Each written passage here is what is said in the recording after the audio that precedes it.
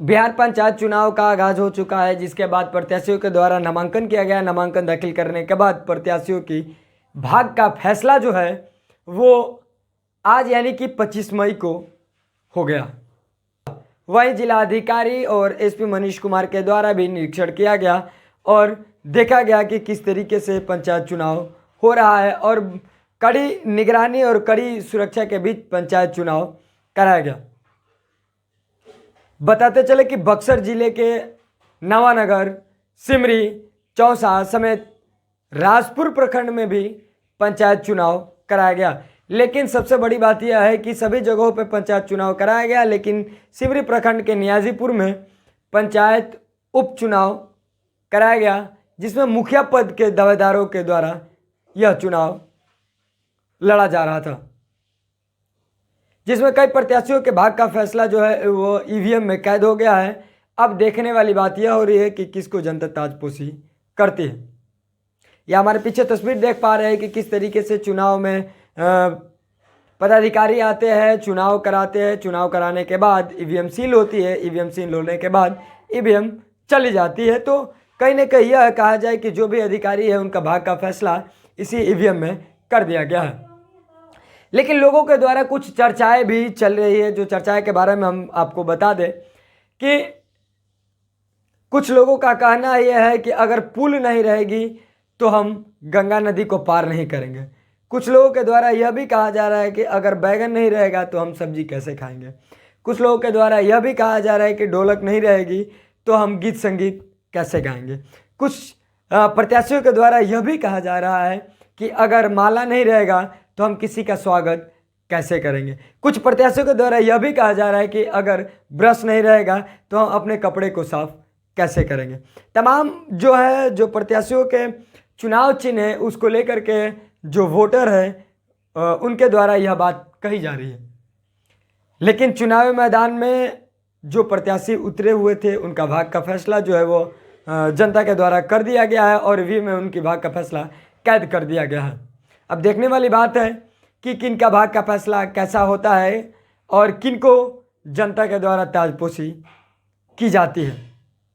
फिलहाल कुछ मैं एग्जैक्ट तो नहीं कर रहा हूँ, लेकिन कुछ प्रत्याशियों के बारे में जो आकलन हुई है, जो आसपास के लोग जो है जो मतदाता है उनके द्वारा यह कहा गया जा रहा है कि 3 प्रत्याशियों का काफ़ी जोर शोर से नाम इस पंचायत में चल रहा है।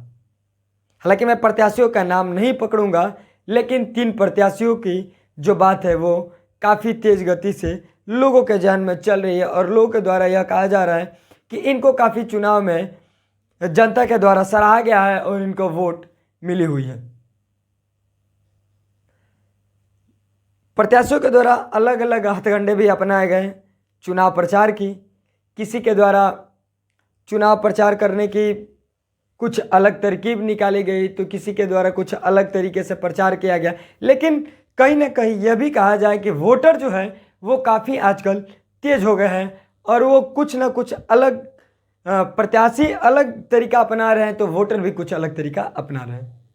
लेकिन खुलकर के वोटरों के द्वारा यह नहीं कहा गया कि इस बार किसको हमने वोट दिया है और कौन बनेगा मुखिया और किसकी ताजपोशी होगी।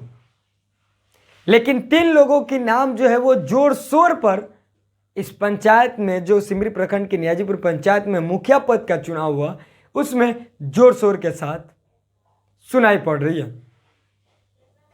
फिलहाल आपके मन में एक बात जहन में जरूर निकल रहा होगा कि आखिर वो 3 प्रत्याशी है कौन, जिनके बारे में आप बात कर रहे हैं और जिन प्रत्याशियों के बारे में आप वार्तालाप कर रहे हैं, जिन प्रत्याशियों के 3 प्रत्याशियों का नाम ले रहे हैं, वो प्रत्याशी आखिर है कौन।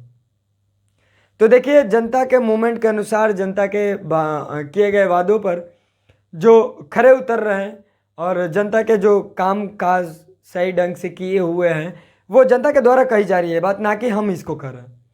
जनता के द्वारा कही जा रही है कि इस बार विजयी बैगन, पुल और माले को किया जा रहा है।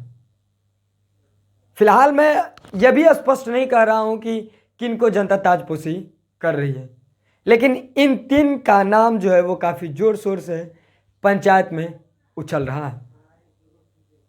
लेकिन कुछ प्रत्याशियों के द्वारा और कुछ प्रत्याशी को वोटरों के द्वारा और समर्थकों के द्वारा यह भी कहा जा रहा है कि अगर ढोलक नहीं रहेगा तो गीत मंगल कैसे गाया जाएगा, अगर ब्रश नहीं रहेगा तो हम अपने कपड़े को कैसे साफ करेंगे। लेकिन वोटर जो है वो काफ़ी तेज हो गए हैं, यूँ कहा जाए तो वोटर खुलने पर नहीं आ रहे हैं और खुल के अपनी बात को नहीं रख रहे हैं।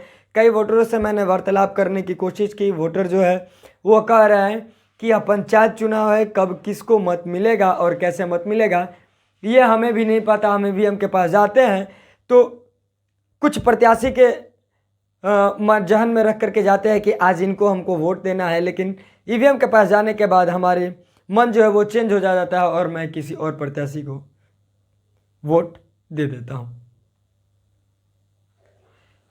फिलहाल जिस तरीके से पंचायत चुनाव, उप पंचायत चुनाव की घोषणा हुई, प्रत्याशी नॉमिनेशन किए, नॉमिनेशन करने के बाद चुनाव अखाड़े में उतरे, प्रचार प्रसार किए, प्रचार प्रसार करने के बाद आज उनके भाग्य का फैसला ईवीएम में कैद हो गया और तमाम वरीय अधिकारियों के द्वारा शांतिपूर्ण ढंग से पंचायत उपचुनाव को संपन्न कराया गया।